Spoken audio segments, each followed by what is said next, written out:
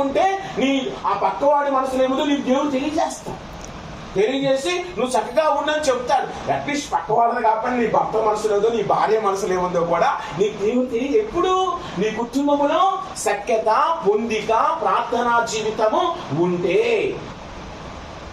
పైకి మాత్రం గాంభీర్యంగా మా కుటుంబానికి మించిన కుటుంబం లేదని యాక్షన్ చేస్తాం. రోడ్డు మీదకి వస్తే, ఇంట్లోకి వస్తే అంటారు కదా, బయట పల్లకీల మాట, లోపల ఇంట్లోకి వస్తే దోమల మాట అన్నట్టు మన కుటుంబాలన్నీ అలానే.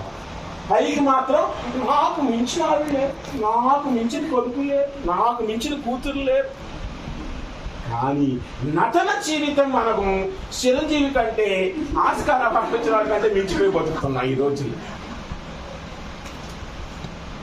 నిజముగా ఎంతమందిని నిజాయితీగా దేవునికి నీ కుటుంబాన్ని అర్పించుకొని బ్రతికే బిడ్డలుగా ఉన్నాం ఈ రోజులలో, ప్రస్తుత రోజులలో.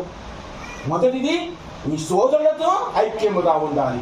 రెండవది నీ పొరుగు వారితో, ఇరుగు పొరుగు వారితో స్నేహముగా ఉండాలి.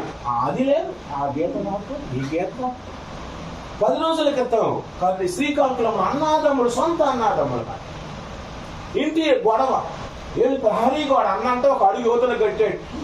చిలికి గానగా